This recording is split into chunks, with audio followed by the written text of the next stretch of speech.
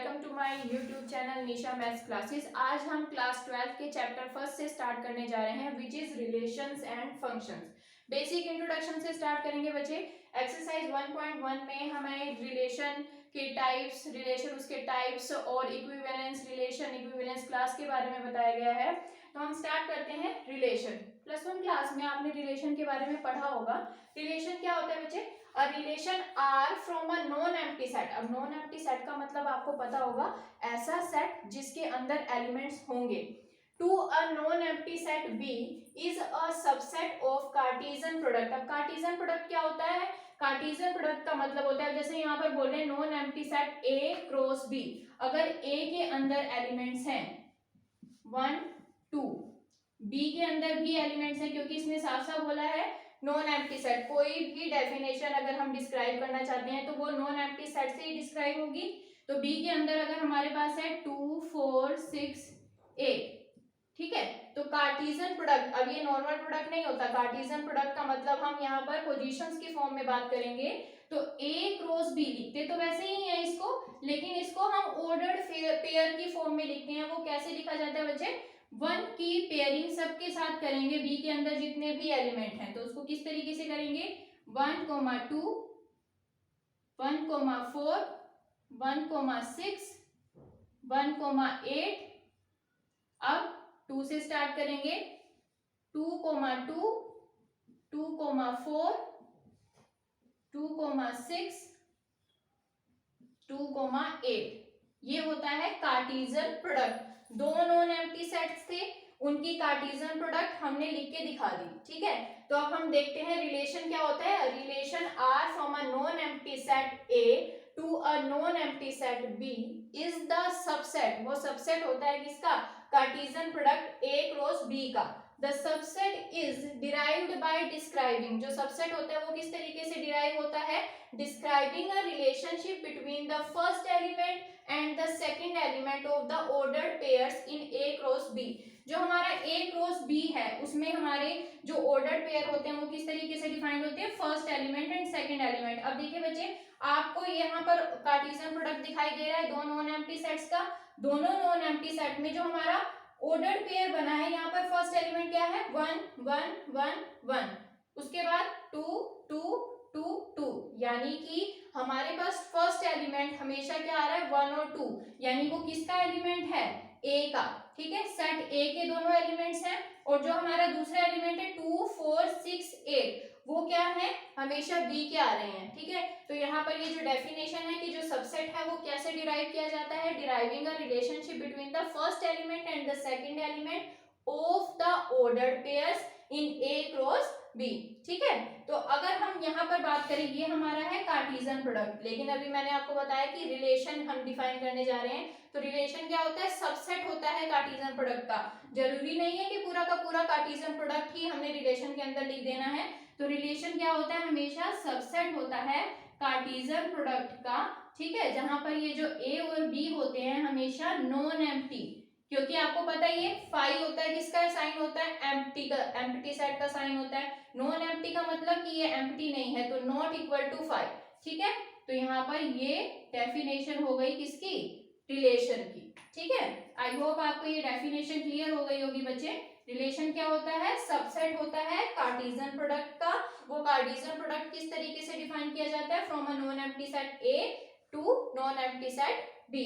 अब देखिए बच्चे, अब हम डिफाइन करेंगे डोमेन, क्योंकि यहाँ पर आपको पता होना चाहिए कि डोमेन और कोडोमेन क्या होता है, रेंज क्या होती है। तो देखिए डोमेन क्या होता है बच्चे?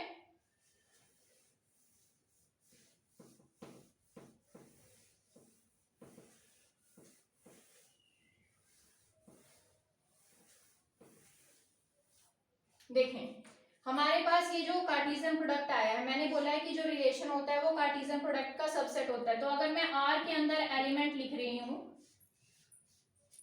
1 2 1 4 2 2 2 4, दैट्स इट। ये सिर्फ आपको डिफाइन करने के लिए बताया जा रहा है। यहाँ पर ये एग्जैक्ट रिलेशनशिप वैसे नहीं बताया मैंने कि कोई क्वेश्चन है और उसमें ये रिलेशन बन रहा है। ये मैंने जस्ट आपको क्लियर करने के लिए बताया है कि जो रिलेशन होता है वो सबसेट होता है कार्टेशियन प्रोडक्ट का। अब अगर मैं इसको इस तरीके से लिख रही हूँ इक्वल टू 1 2 1 4 2 2 2 4। तो यहाँ से ही मैं आपको डोमेन, कोडोमेन और रेंज को डिफाइन करके बताऊंगी। जो डोमेन होता है बच्चे, वो डोमेन होता है सारे के सारे फर्स्ट एलिमेंट का सेट जो एक रिलेशनशिप में डिफाइन किया गया है। तो यहाँ पर रिलेशन में क्या डिफाइन किया गया है, पहला एलिमेंट यहाँ पर क्या है 1, यहाँ पर भी फर्स्ट एलिमेंट 1, यहाँ पर फर्स्ट एलिमेंट 2, यहाँ पर फर्स्ट एलिमेंट 2, यानी कि डोमेन क्या हो गया 1, 2।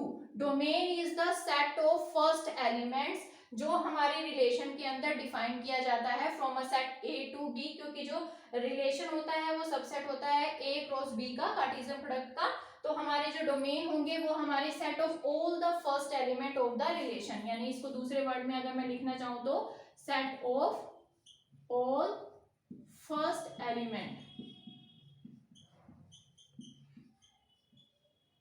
Of R from A to B, क्योंकि जो रिलेशन है वो ए टू बी डिफाइंड है। ठीक है, उसके बाद अगर मैं बात करूं रेंज की, रेंज क्या होती है,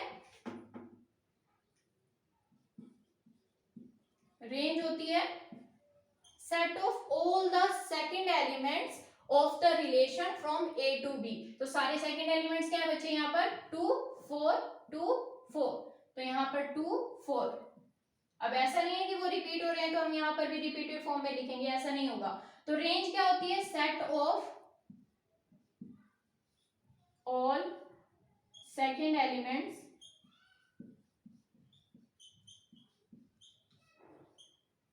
ऑफ आर, आर का मतलब relation, from A to B, A to B का मतलब ए क्रॉस बी। ठीक है, ये हो गई रेंज। अब डोमेन होता है set of all the first element of the relation, range होती है set of all the second element of the relation. But what is codomain, ये सब आपका +1 में करवाया गया है चैप्टर सेकंड में, मैं यहाँ पर आपको रिकॉल करवा रही हूँ। कोडोमेन क्या होता है बच्चे, whole second set, whole second set का मतलब जहां पर आपका रिलेशन डिफाइंड, जैसे यहाँ पर ये जो हमने आप बेसिक करवाया वहां पर आपको बताया ना, R is the subset of A cross B, A cross B ये फर्स्ट सेट, ये सेकंड सेट। ठीक है, तो ये जो पूरा सेकंड सेट होता है वो होता है codomain. Codomain whole second set B is called codomain. ठीक है बच्चे, ये होती है कोडोमेन। और दूसरे वे में अगर मैं बताऊं कि रेंज और कोडोमेन में क्या रिलेशनशिप होता है, अगर कोडोमेन अगर पूरा सेकंड सेट बन रहा है बच्चे, तो रेंज क्या हो गई, range is the subset of codomain. तो रेंज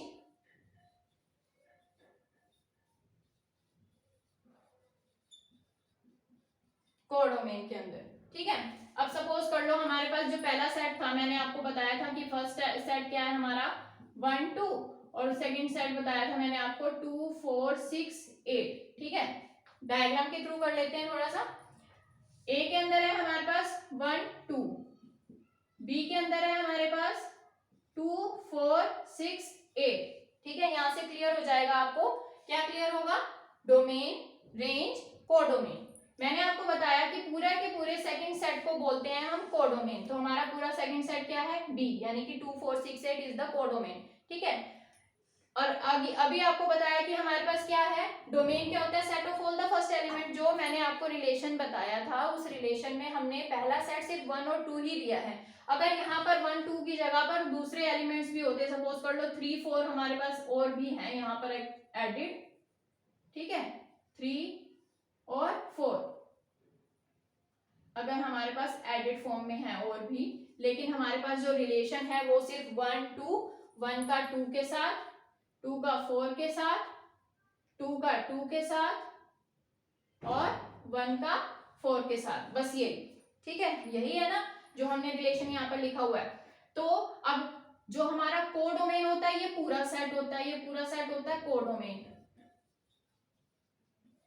लेकिन जो रिलेशन में डिफाइंड होते हैं पहले एलिमेंट्स, ठीक है, उनको हम क्या बोलते हैं, डोमेन। तो फर्स्ट एलिमेंट क्या था हमारा 1 और सेकंड एलिमेंट 2। रिलेशन के अंदर सिर्फ यही दो एलिमेंट डिफाइंड है, बट पूरा सेट तो हमारा 1 2 3 4 है। ठीक है, तो ये सिर्फ 1 2 हमारे डोमेन के अंदर आएंगे। और रेंज क्या होती है, वही जो हमारे रिलेशनशिप में सेकंड एलिमेंट के रूप में लिखी होती है। तो सेकंड एलिमेंट 2 4 2, तो यहाँ पर 2 4 ये क्या हो गया हमारे रेंज। ठीक है, क्लियर हो गया आपको। ये जो हमारा पूरा का पूरा सेट था इसके अंदर ही सिर्फ ये दो एलिमेंट्स है रेंज और कोडोमेन पूरा सेट होता है, इसलिए हमने यहाँ पर क्या लिखा है कि range is subset of codomain. कभी कभी ऐसा भी हो जाता है कि हमारे पास अगर जितने पूरे के पूरे सेट में सिर्फ दो ही एलिमेंट हो और रेंज भी वही बन रही हो तो उस केस में ये इक्वल का साइन होल्ड करता है। ये सबसेट के लिए होता है, ये इक्वालिटी के लिए होता है। कभी कभी क्या होता है रेंज सबसेट होता है कोडोमेन का, कभी ऐसा भी हो जाता है कि रेंज इक्वल हो जाती है कोडोमेन। क्या आई होप आपको ये क्लियर हो गया होगा बच्चे। यस स्टूडेंट्स, अब हम डिस्कस करते हैं types of relation. Types of relation क्या है जो हम इस एक्सरसाइज में डिस्कस करने वाले हैं, जिसके बेस पे हमारे क्वेश्चंस होंगे, वो क्या क्या है बच्चे। एम्प्टी रिलेशन, एम्प्टी यानी कि उस रिलेशन के अंदर कोई भी एलिमेंट नहीं होगा। यूनिवर्सल रिलेशन मतलब कि जो भी सेट में डिफाइंड एलिमेंट्स होंगे वो सारे के सारे रिलेशन के अंदर भी डिफाइंड हो जाएंगे। इक्विवेलेंस रिलेशन, अब इक्विवेलेंस रिलेशन क्या होता है, एक ऐसा रिलेशन जिस हम उसको किसी भी रिलेशन को इक्विवेलेंस रिलेशन तब बोलेंगे जब वो रिफ्लेक्सिव, सिमेट्रिक एंड ट्रांजिटिव हो। अब देखिए बच्चे, एम्प्टी रिलेशन क्या होता है, a relation R in the set A is called empty relation if no element of A, एक भी एलिमेंट ए का रिलेट ना करे ए के साथ। अब सपोज कर लो ए के अंदर एलिमेंट्स आ रहे हैं 1 2 3 4, ठीक है, और मैंने रिलेशन डिफाइन कर दिया A B, order pair type के एलिमेंट्स आते हैं, आपको बताया था मैंने अभी जस्ट बताया कि ए बी टाइप के एलिमेंट्स आए और a minus B is equal to 0 आना चाहिए या a minus B is equal to 10 आना चाहिए। Is it possible? देखो यहाँ पर अगर मैं सपोज कर लो a की जगह मैंने 1 ले लिया, b की जगह मैंने 2 ले लिया, तो 1 minus 2 is equal to -1 not equal to 10। 2 और 3 ले लिया, 2 माइनस 3 -1 नॉट इक्वल टू 10। ठीक है, ऐसे ही अगर मैं 1 और 4 ले लूंगी तो कितना आएगा, 1 माइनस 4 -3 नॉट इक्वल टू 10। क्या इस रिलेशन के अंदर कोई भी एलिमेंट इससे रिलेट कर रहा है? नहीं कर रहा है। ठीक है, तो इस रिलेशन को क्या बोल देंगे, एम्प्टी रिलेशन, क्योंकि इसके अंदर कोई भी एलिमेंट ऐसा नहीं आ रहा है जो हमारे a माइनस बी को 10 के इक्वल प्रूव कर दे।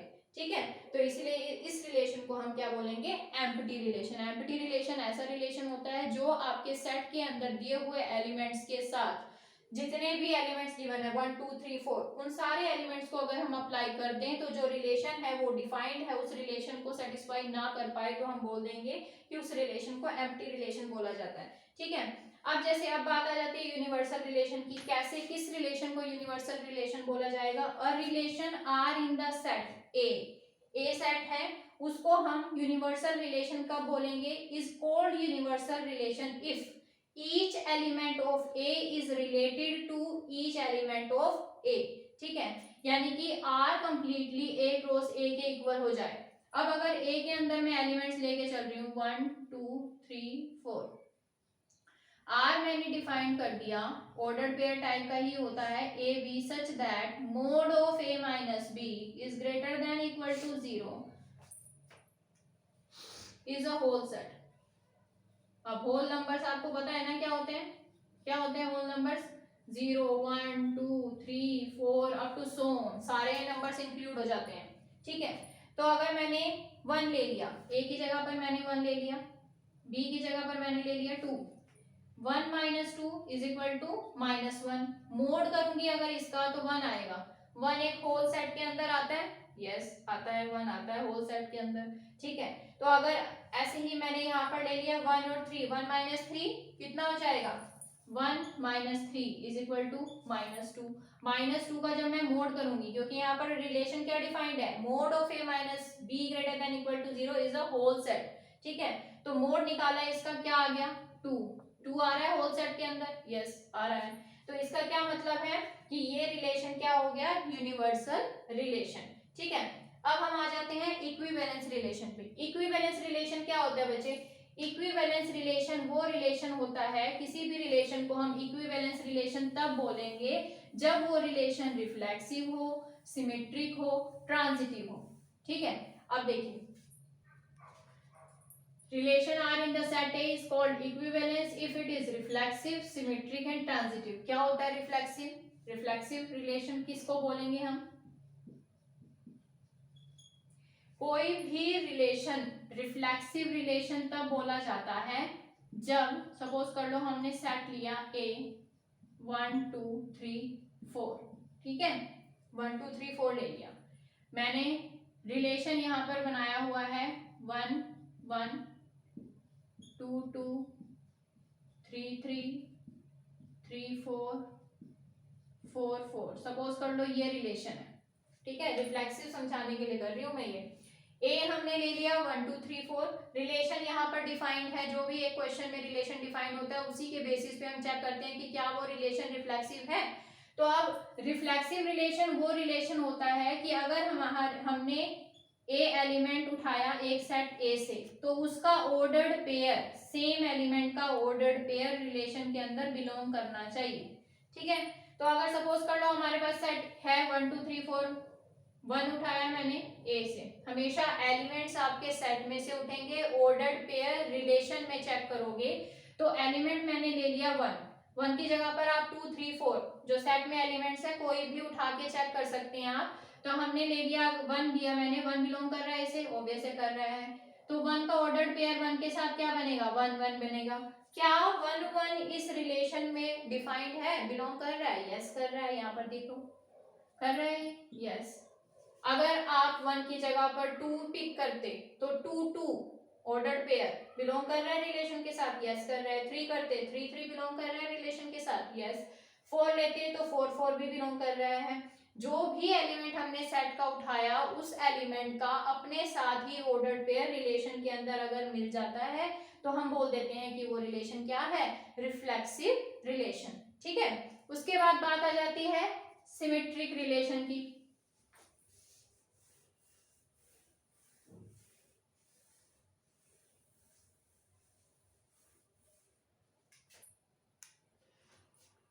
Symmetric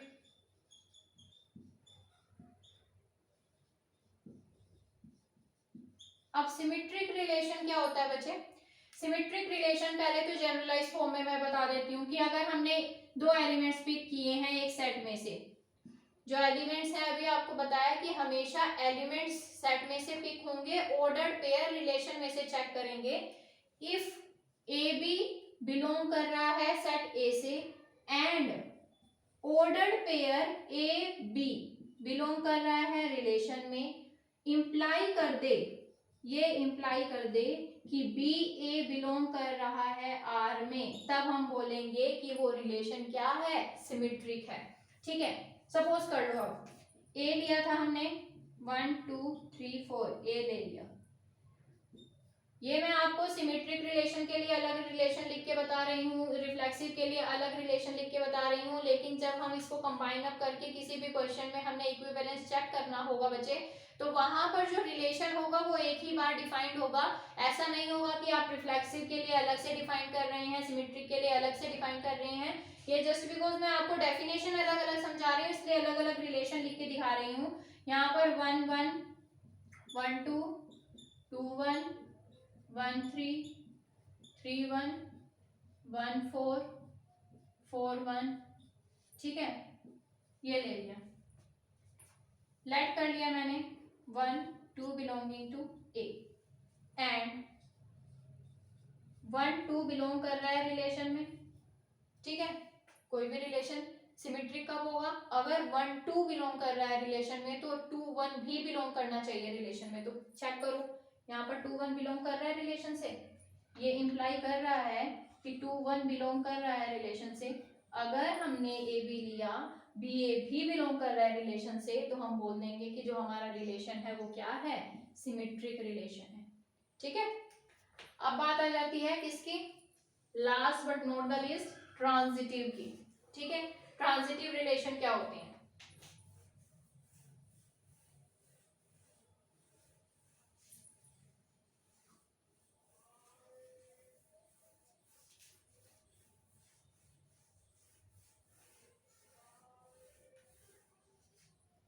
transitive relation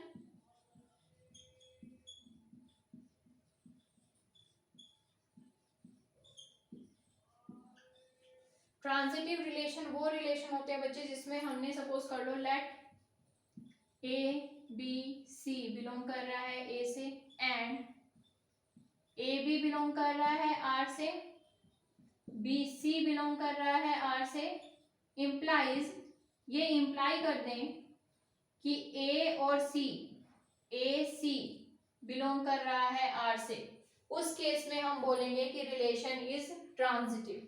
for all A B C, ये फॉर ऑल के लिए सिंबल होता है बच्चे opposite A belonging to A. जो भी सेट होगा, यहाँ पर ए मैंने इसलिए लिखा क्योंकि जो हम सेट लेके एग्जांपल लेके कर रहे हैं उसमें सेट ए को ही डिफाइन कर रही हूं मैं। अब ले लिया हमने let A is equal to 1 2 3 4। Relation यहाँ पर डिफाइन कर लेते हैं 1 1 1 2 1 3 1 4 2 3 2 4 3 4 4 3। ठीक है, ले लिया हमने लेट 1 2 3, ठीक है, बिलोंगिंग टू ए यहां पर लिया, एंड 1 2 बिलोंग कर रहा है आर से, 2 3 बिलोंग कर रहा है आर से, दिस इम्प्लाई 1 3। देखिए बच्चे यहाँ पर 1 3 बिलोंग कर रहा है आर से, 1 3 बिलोंग कर रहा है आर से। ये हम चेक करते हैं, अगर 1 3 भी बिलोंग कर जाता है आर से, इट मींस क्या हो गया ये रिलेशन, ट्रांजिटिव रिलेशन। मतलब हमने दो ऑर्डर्ड पेयर ऑलरेडी हम लेके चलते हैं, ये डेफिनेशन यहाँ तक है, ये डेफिनेशन यहाँ तक होल्ड करती है। चेक करने के लिए हमें ये चेक करना होता है कि क्या अगर हमने दो ऑर्डर्ड पेयर ए बी और बी सी टाइप के लिए हैं तो कॉमन एलिमेंट को छोड़ के जो नॉन कॉमन एलिमेंट्स हैं जैसे ए और सी, ये ऑर्डर्ड पेयर बनाए और वो ऑर्डर्ड पेयर हमें रिलेशन के अंदर मिल जाए तो हम बोल देते हैं कि जो हमारा रिलेशन है वो क्या है, ट्रांजिटिव रिलेशन। यहाँ तक क्लियर हो गया होगा बच्चे। तो अब हम यहाँ से कंबाइन अप कर सकते हैं कि अगर किसी भी रिलेशन को इक्विवेलेंस रिलेशन चेक करना है तो सबसे पहले हमें 3 रिलेशंस को चेक करना पड़ेगा कि क्या वो रिलेशन रिफ्लेक्सिव है, क्या वो रिलेशन सिमेट्रिक है, क्या वो रिलेशन ट्रांजिटिव है। अगर ये तीनों रिलेशन होल्ड कर जाते हैं उसके बाद ही हम बोलेंगे कि जो हमारा गिवन रिलेशन है वो क्या है, इक्विवेलेंस रिलेशन। देखिए बच्चे, अब हम डिस्कस करेंगे इक्विवेलेंस क्लास। इक्विवेलेंस क्लास किसी भी रिलेशन की सिर्फ आप तभी डिफाइन कर सकते हैं अगर वो रिलेशन इक्विवेलेंस रिलेशन है। अभी मैंने आपको बताया कि इक्विवेलेंस रिलेशन किसी भी रिलेशन को हम तब बोलेंगे जब वो रिफ्लेक्सिव हो, सिमेट्रिक हो और ट्रांजिटिव हो। ठीक है, तो वो सारी चीजें चेक करने के बाद सपोज कर लो आपको किसी भी क्वेश्चन में बोल दिया गया है कि show that this relation is equivalence and find out the equivalence class of each and every element। जो equivalence class होती है वो किसी एक एलिमेंट की पूछी है तो वो अलग से बताई जाती है। वैसे अगर उसने पूछा है कि and find the equivalence class of this relation, in that case you have to find out the equivalence class of each and every element of the given set। ठीक है, तो अब यहाँ पर देखिए, यहाँ पर क्या होता है, equivalence class of an element A is represented by this close bracket within A and is represented as close bracket of A, equivalence class of A, इसको हम बोलेंगे क्या, इक्विवेलेंस क्लास ऑफ ए। कैसे रिप्रेजेंट किया जाता है, सच दैट एक्स बिलोंग कर रहा है कैपिटल एक्स से, capital X represent to the set which is given in the question. ठीक है, such that X is related to A, वो एक्स रिलेट करना चाहिए ए से। ठीक है, अब देखिए सपोज कर लो हमारे पास ये सेट गिवन है x इज इक्वल टू 1 2 3 4 5 6। ये डेफिनेशन आपको इस एग्जांपल से इजीली क्लियर हो जाएगी। रिलेशन यहाँ पर डिफाइंड है आपके पास 1 1 1 3 1 5 and so on up to 4 4। ठीक है, हमें अगर मैं यहाँ पर 1 का इक्विवेलेंस क्लास निकालना चाह रही हूँ तो हम कैसे निकालेंगे, अभी बताया ये जो यहाँ पर डेफिनेशन डिफाइन की गई है, सच दैट कि वो एलिमेंट x के साथ बिलोंग करे और रिलेट करे जिस एलिमेंट की इक्विवेलेंस क्लास आपको निकालनी है। तो रिलेट किससे करना चाहिए, x रिलेट करे 1 के साथ। चेक करो, अब हमारे पास ये रिलेशन है। ठीक है, हमारे पास गिवन सेट के कौन कौन से एलिमेंट हैं जो 1 के साथ रिलेट कर रहे हैं, तो ये है 1 1 1 3 1 5 3 1 5 1 और बस इतने हैं। यानी कि 1 तो कर रहा है, 3 कर रहा है, 5 कर रहा है, 5 1 सेम मीनिंग है। यानी कि ये 3 एलिमेंट्स हैं जो 1 के साथ रिलेट कर रहे हैं। Equivalence class of 1 is equal to 1 3 and 5। ठीक है, उसके बाद हम बात करते हैं equivalence class of 2। Again same, x belonging to capital X such that x should relate to 2, x relate करना चाहिए 2 के साथ। तो फिर से वही अपने रिलेशन के अंदर चेक करेंगे कि 2 के साथ कौन कौन से एलिमेंट रिलेट कर रहे हैं। यहाँ पर तो कोई एलिमेंट हमें 2 से रिलेट करता हुआ दिख नहीं रहा है। यहाँ पर 2 2 2 6 6 2। ठीक है, तो क्या आएगा यहाँ पर 2 6, अब 6 2 है, सेम मीनिंग है। ठीक है, तो ये आ गई equivalence class of 2।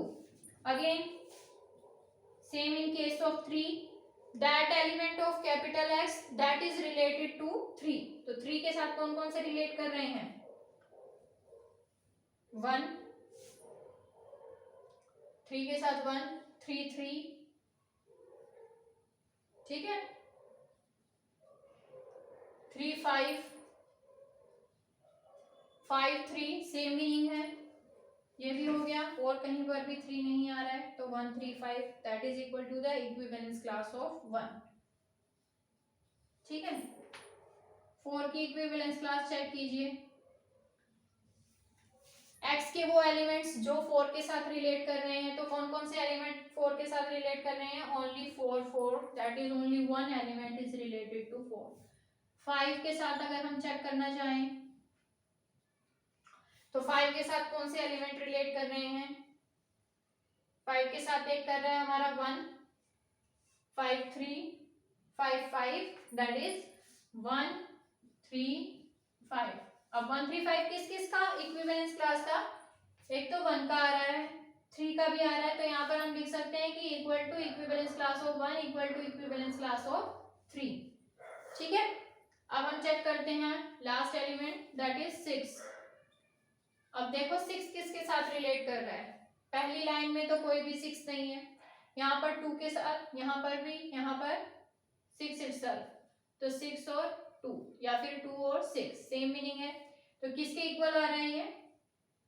Equivalence class of 2। ठीक है, ये तो हो गया कि हम इक्विवेलेंस क्लास कैसे निकालते हैं। बच्चे अगर किसी, वैसे तो क्वेश्चंस में +2 लेवल पे पूछा नहीं जाता, बट अगर वो पूछ लें what are the numbers of the partitions, तो पार्टीशन क्या क्या बने बच्चे? हमारे गिवन सेट में से 1 2 3 4 5 6 हमारे 6 एलिमेंट्स थे, उनके पार्टीशन क्या क्या बने हैं। यानी कि अगर एक घर में 5 मेंबर रह रहे हैं, तो उन 5 मेंबर्स में किसकी किसकी जो सोच है वो एक दूसरे के साथ मैच कर रही है, वो जनरली एक दूसरे के साथ रहेंगे, और जिसकी सोच एक के साथ मैच नहीं होती वो आइसोलेट हो जाता है। तो देखो 1 3 5 1 3 5 1 3 5, एक ग्रुप ये हो गया 1 3 5। ठीक है, 2 6 2 6, एक ग्रुप हो गया। ठीक है, और 4 एक ग्रुप हो गया। ठीक है, ये बन गए हमारे इस सेट के पार्टीशंस। अब अगर आपके क्वेश्चन में सिर्फ आपसे पार्टीशंस पूछा जाएगा, तो पार्टीशंस आप सेट के बेसिस पे तभी बता पाओगे जब आप इक्विवेलेंस क्लास निकाल पाओगे। वैसे इसलिए क्वेश्चंस +2 लेवल पे आता नहीं है, कॉम्पिटिटिव लेवल पे आ सकता है P1 P2 P3। ठीक है, अब अगर हम इस P1 union P2 union P3 यानी सारे पार्टीशंस की यूनियन कर देंगे, तो हमारे पास पूरा का पूरा सेट आ जाएगा। यूनियन का मतलब आप समझते हैं, सारे के सारे जो भी ऐसे एलिमेंट्स आ जाते हैं उस यूनियन के अंदर जो एक दूसरे के साथ मैच नहीं कर रहे होते, और जो मैच कर रहे होते हैं वो एक ही बार लिखे जाते हैं। तो यहाँ पर क्या आ जाएगा 1 2 3 4 5 6, पूरा का पूरा x आ जाएगा। और इंटरसेक्शन, क्योंकि पार्टीशन हो रही है तो इंटरसेक्शन ऑब्वियस है कि कोई भी मैच नहीं होगा, अलग अलग सोच वाले पर्सन्स अलग अलग ही रहेंगे, तो उनके अंदर कोई भी सिमिलैरिटी नहीं होगी, तो जो उनकी इंटरसेक्शन होती है वो क्या आ जाती है 5। ठीक है, ये हो गए। अब हमें इक्विवेलेंस क्लास और पार्टीशन पूछ लिया जाए। आई होप बच्चों आपको ये वीडियो क्लियर हो गई होगी। अगर आपको कोई भी डाउट है या कोई भी कंसेप्ट क्लियर नहीं हुआ है तो आप उसको कमेंट में मेंशन कर सकते हैं। Thank you for watching my video.